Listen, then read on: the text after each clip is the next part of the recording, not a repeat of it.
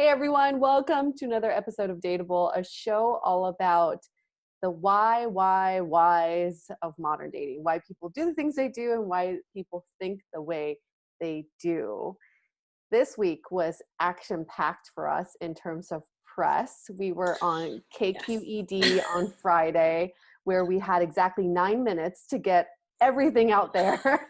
About love in the time of Corona. Yes, and KQED is part of PBS, and this was broadcast out to Northern California, but also you can find the link. We put up the link in our Instagram.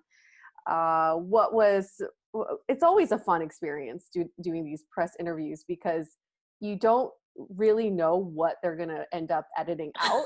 So Julie and I spent a lot of time the night before just prepping everything we wanted to cram into the 9 minutes, and we finished our segment in 8 minutes. We were like, whoa, we did it. That was nerve-wracking. We're such overachievers. It was it's like, also, I don't know, it just used to happen to us the early podcast day. I feel like over time I've gotten a little better at this, but I feel like when I'd first re-listened to a podcast, I'm like, oh, I wish I said that, you know? Oh, yeah, all the like time. all that comment. And I remember like in the interview, I mentioned our Facebook groups in general. And I'm like, why did I specifically say our Facebook group? But it's like one of those things in like hindsight that you're like, okay, that wasn't actually even a prepared question. That was kind of like a random one that came at us. Right. So. Yeah. So they, for anybody who's really interested about the behind the scenes, because I'm always interested as well, we had a pre-production call with the anchor, Priya, and her producers. So we went over some of the topics that could be discussed, and we had a really good time just shooting the shit. I mean, it was a very casual conversation, right? Yeah. It was like girls just talking over brunch. And then on Thursday, they did a tech call with us, just make sure our lighting and sound was fine. That took like 2 minutes per person. Boom, done. And on Friday, we just had to be on Skype at a certain time, and they were going to, whatever it is called, like bring us into the conversation. And it all of a sudden got super serious because it went from this really casual conversation. Like Priya, the anchor, was in her kitchen eating lunch while we were talking. And now she's in a suit. She's like full makeup. And she's like, up next, we're talking about the love in the time of COVID with Yue and Julie. And it was like, whoa, all of a sudden I was like, oh my God, this is the news.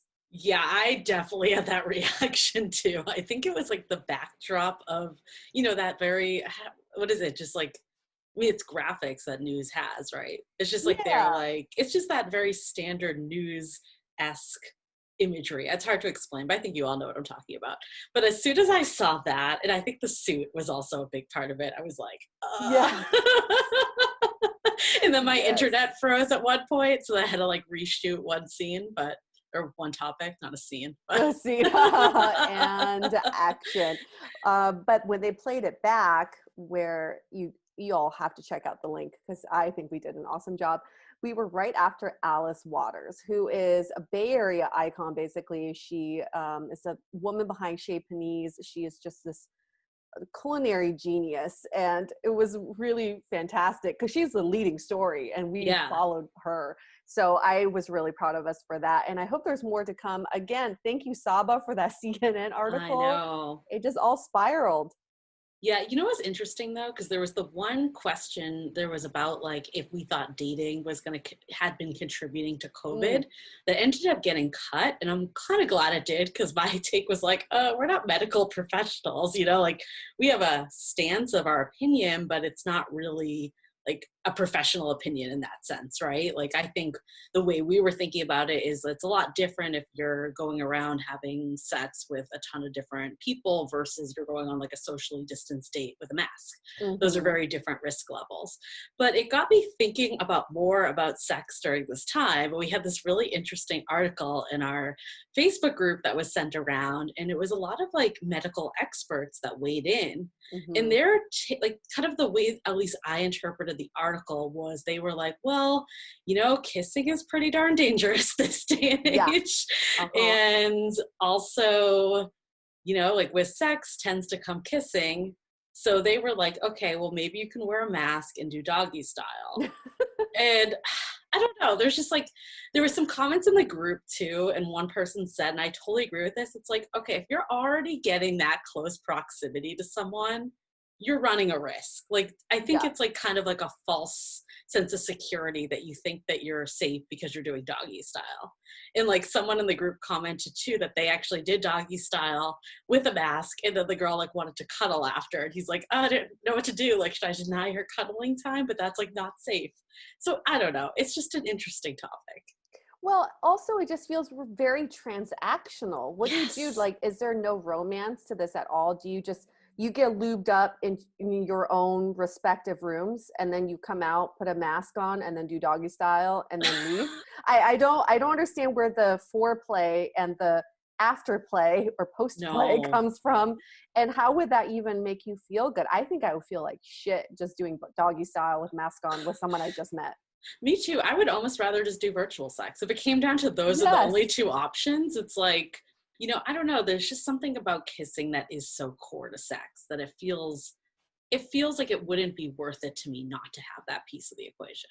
Yes, unless if you were pretty far along in your relationship and this is some avenue of kink you want to explore, right? Yeah. I mean, That could be cool. I think masks could be kind of sexy, actually. I think they Absolutely. definitely could be. There's some, like, I think we should make a line of masks that, like the like masquerade party you go to, that's like, Yes. that'd be kind of fun if we had like dateable sex masks. Or just a mask that says DTF.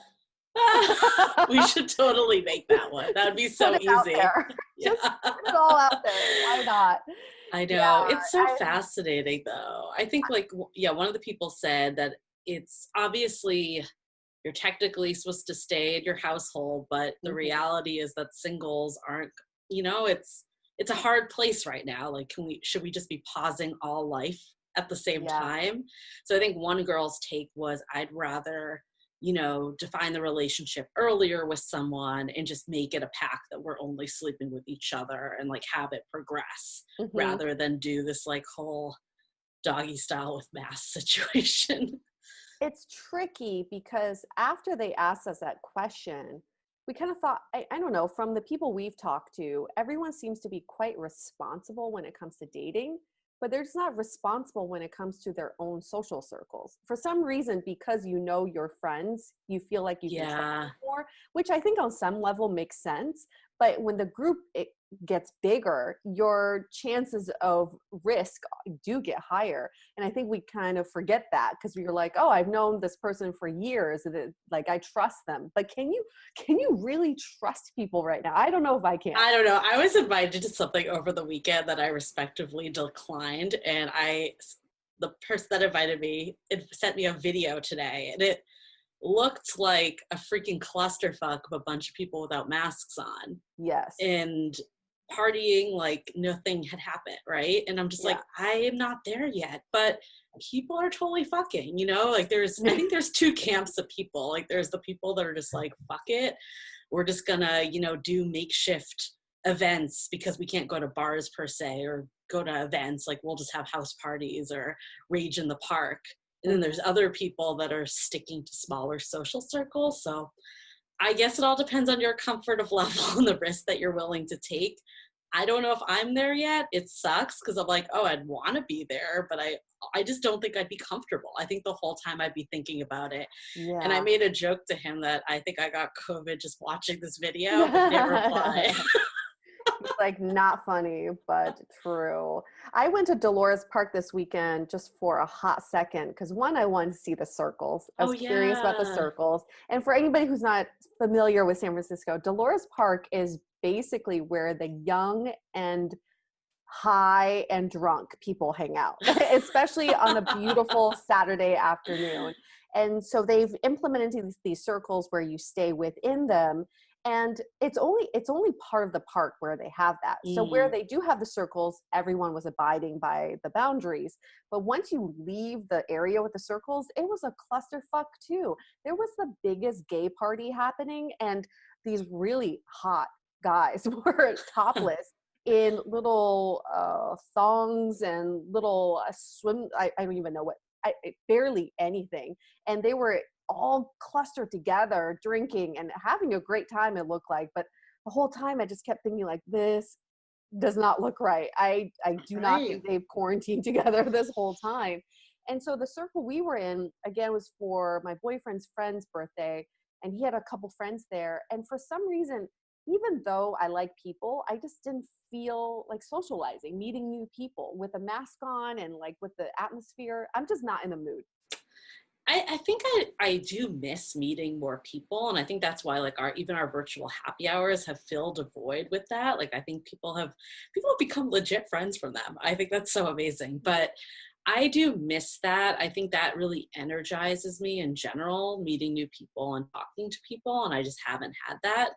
But at the same time, I don't miss it that much that I'm about to like go risk stuff. I don't know. I went to the Marina District in San Francisco, which is also known to be like kind of like the frat party area. But I went on Friday for dinner with some friends. And I mean, even my walk over, which I do kind of enjoy that I'm like walking everywhere now. I think that's like one of those silver linings. But my walk over, I mean, just like all the bars and restaurants were packed. And like I felt safe when we went to a sushi place and we sat outside, and I felt relatively safe. I felt very confined to the 3 other people I was with.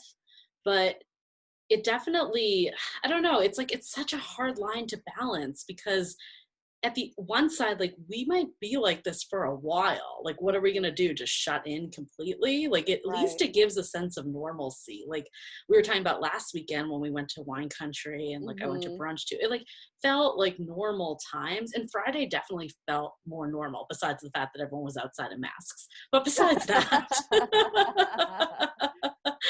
Yeah, I do think this mask wearing is going to be a thing for a while. And I mean, it's uncomfortable, but I kind of prefer it. I think it's more hygienic. It's much safer. It keeps everything cleaner.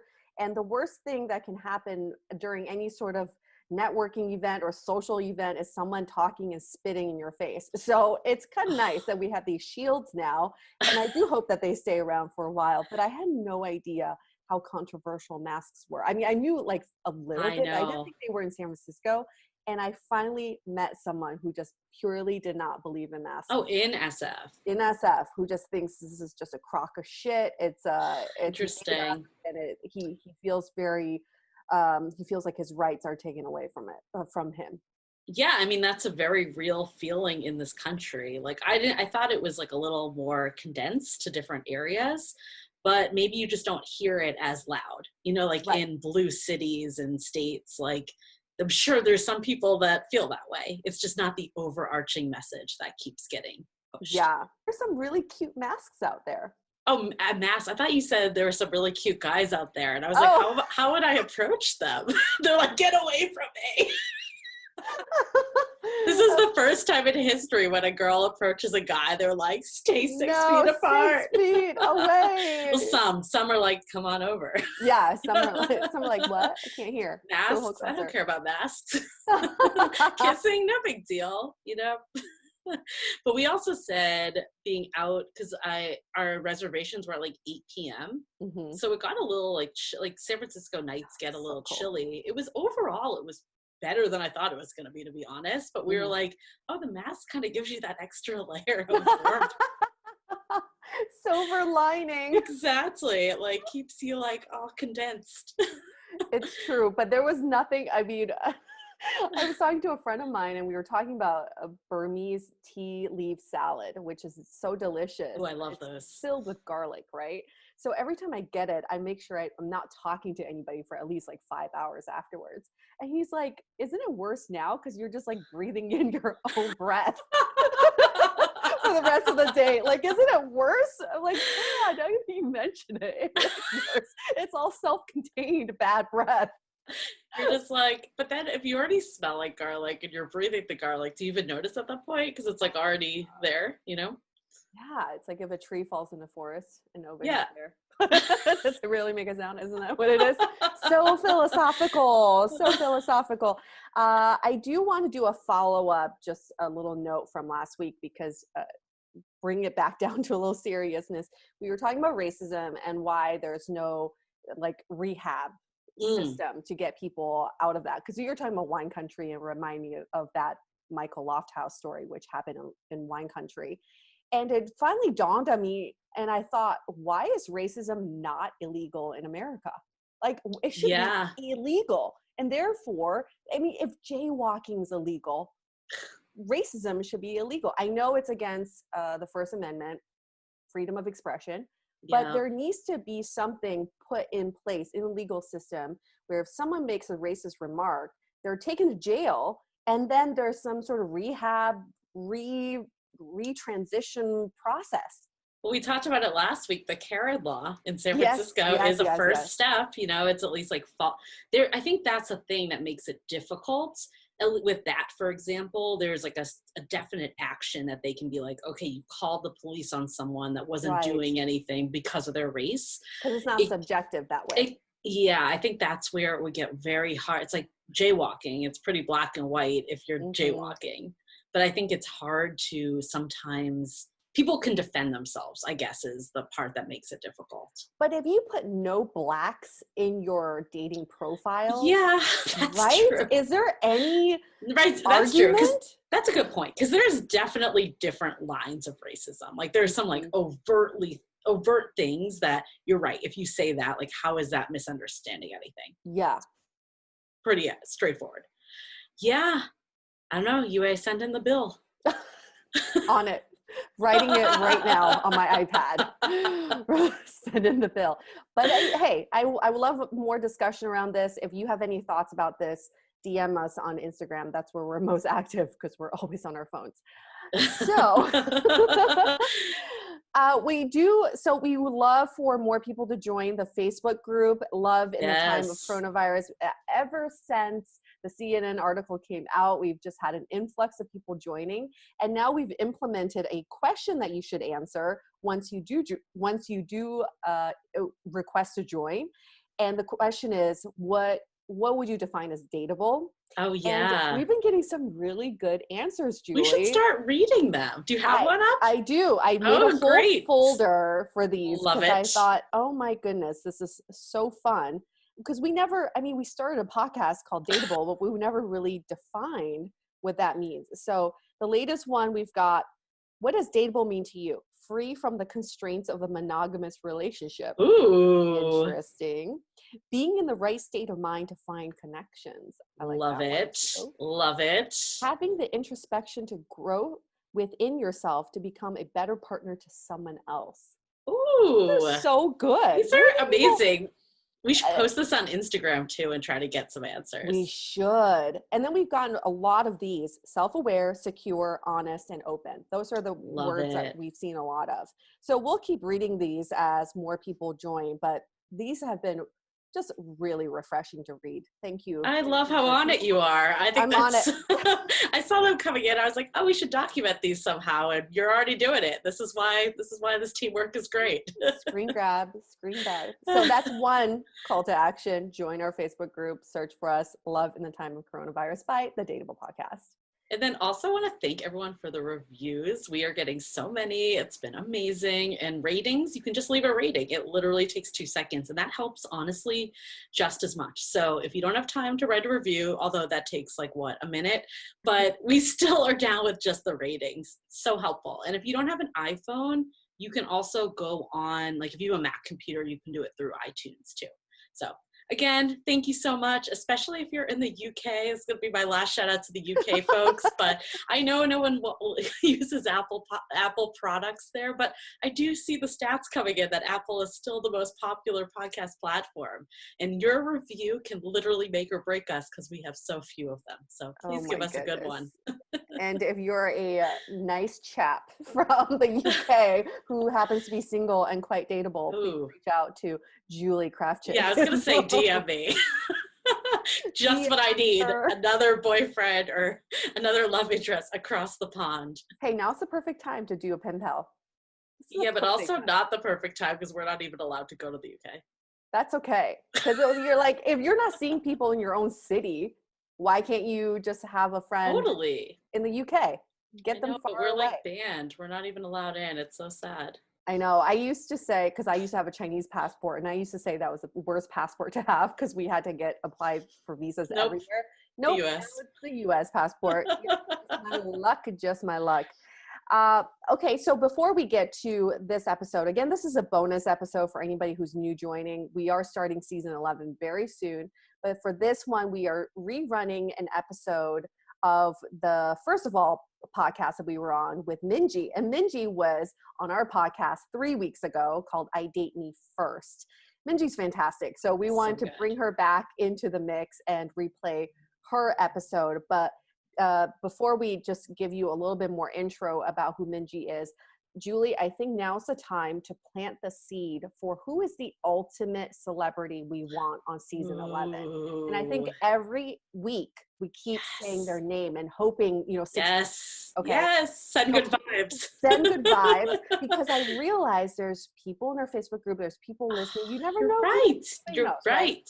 So who is that person? Well, I think both of us have one that we both want, but maybe we could also think of one that we don't necessarily both want. But I think our mutual one, I'll go there first. Our mutual one is Iliza Shlesinger from Elder Millennial, the comedian. I think she's both on our bucket list. I feel like we both bonded over that stand-up in general, so we were both related hard. And as fellow elder millennials, we would love to have a conversation about dating, relationships, love, all that. If you know her Uber driver, if you know her third cousin, twice removed, it doesn't matter. If you just know anybody who's even like remotely touched her, please let us know. It would be our dream to get remotely touched her. Hey, I touched you once. Want to come on Dateable Podcast? We've already tried emailing her agent, her manager, through her website. We've tried it all, and I'm pretty sure she's on her book tour right now. So she has all the time in the world to do some podcasts. She's doing a cooking show on Facebook with her husband. So she could totally do another live stream, right? Fantastic. She needs to I love them like managing her schedule. I'm like, she totally has another hour to do this podcast. That's why you guys got to give us the ratings and reviews, though. So it looks like we're a big deal, and she's down to take that out. Yeah, make us look legit. So Iliza's like, okay, I'll finally get on these two stalkers show. Okay, so what's another one that you have? Oh, my dream is Brene Brown. Oh, yeah. Hands down. I love her so much. We also hit her up a long time ago. I love that we say, like, we hit her up. We sent an email through her website. What's ironic, though, is we actually haven't really proactively reached out to that many of these big guests. Like, a lot of them have come to us through PR. So we had, we did reach out to Brene Brown through her, those email templates on your website. Did not get a response, but that was also a couple years ago. Maybe now that we're a little bigger. We hit number 17 on the Apple podcast charts. So, gotta throw that in. Maybe I'll use that in the pitch. Brene Brown would be so lovely to have on the show. We're only 16 after her podcast. Yeah. We're basically in the same league. Right. I just sent her a screenshot. I'm like, here is you. Here is us. Let's collaborate. While we're at it, we're happy to be on your podcast too. We're like, we're finally open to having you be on our podcast, seeing that you've really earned that spot.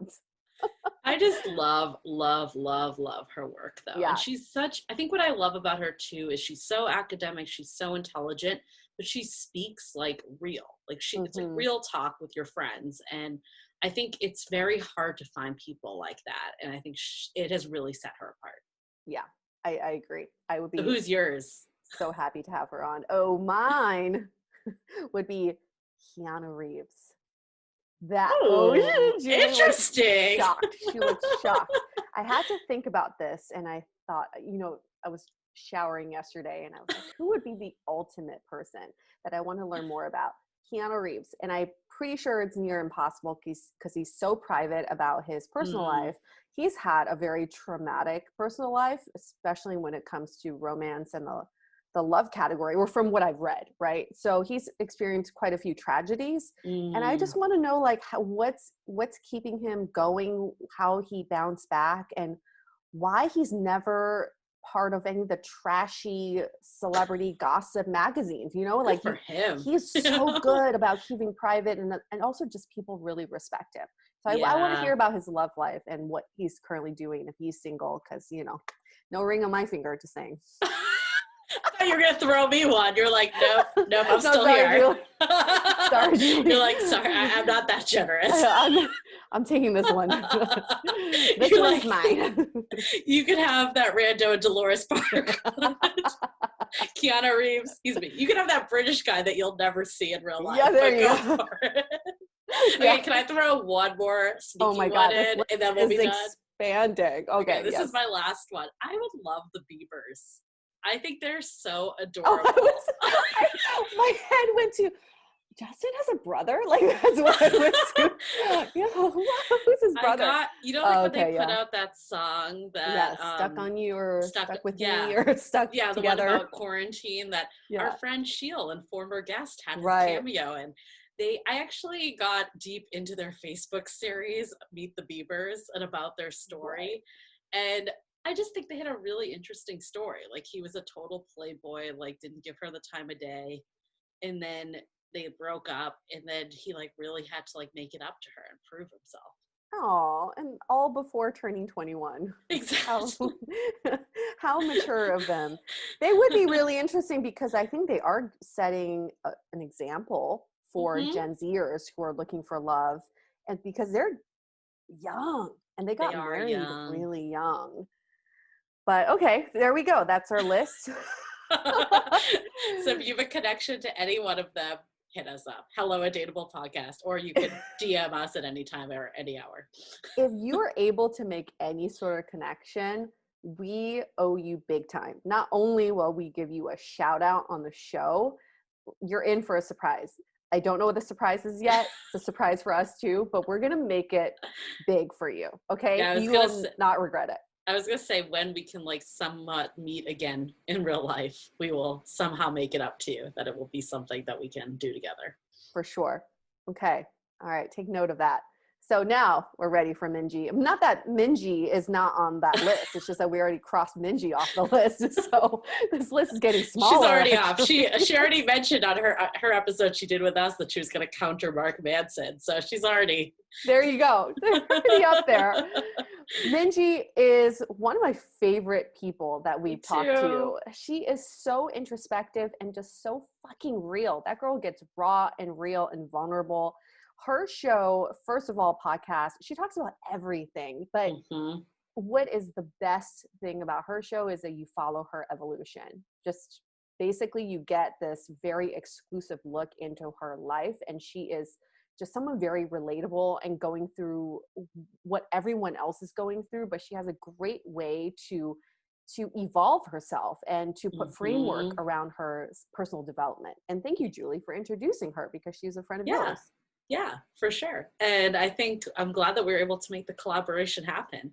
I think I like re-listening to the episode too, she was able to really do great interviewing skills with us too. And we talked about, the whole gamut of modern dating, pre-COVID, what was going on, to what is happening now and how that's changing. Like, we talk about DTR, define the relationship for a bit, and citing examples from long ago to now that people are doing this like ASAP so they can have sex, like we were talking about earlier. So there's all sorts of topics that are coming full circle. And on this episode, we really hit it all. So I think it's a great way to get a pulse of what's happening this era that we're in, this pandemic that never is ending.